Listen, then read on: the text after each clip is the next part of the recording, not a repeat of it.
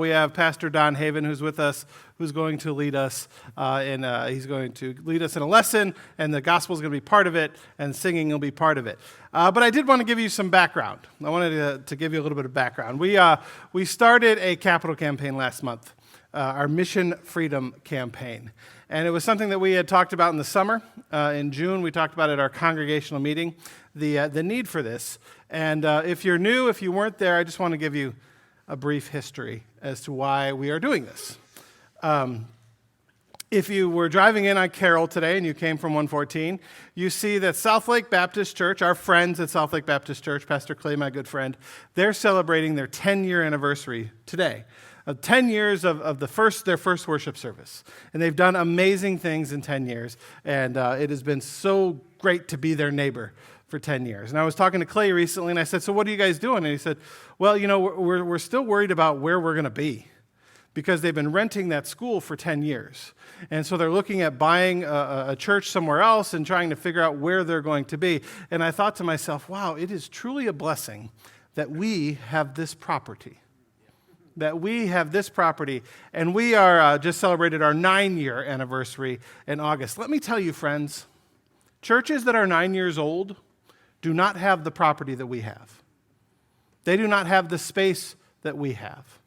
We started worshiping here in August of 2010. It was a Montessori school. And that was the last year the Montessori school was going to be open. The directors were retiring.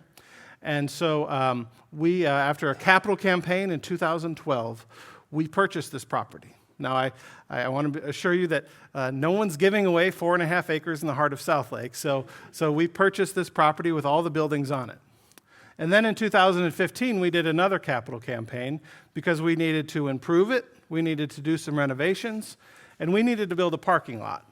Because there was an Easter Sunday where we had 380 people in one service, and we had 30 parking spaces. So unless they all came in 15-passenger vans, we were borrowing space. So we purchased this property. We renovated it. We've done 2 capital campaigns so far to do all of that, but we do have a mortgage. We have a mortgage, a 10-year mortgage that we took out in 2012. So at the end of 2022, that mortgage is due with a balloon payment. So we are doing this campaign to look towards the future, as a bridge to whatever is next, to try and pay down that mortgage as much as possible so that at the end of 2022 we can either pay it off or refinance. And then we have exciting opportunities. Do we just want to be a debt-free church? That would be an option. Do we want to build more? That would be an option. Exciting opportunities that this campaign is the bridge to. Now I say all that to say this. Why? Why are we doing this? Yesterday, I went and visited Carl Christensen. Many of you may not know Carl. Carl was one of our original members. He was on our launch team.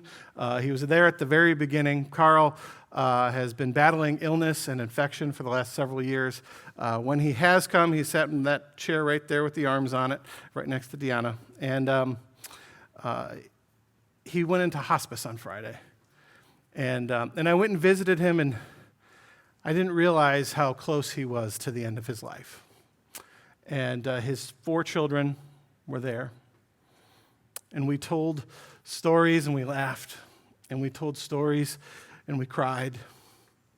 And we prayed. And we had communion.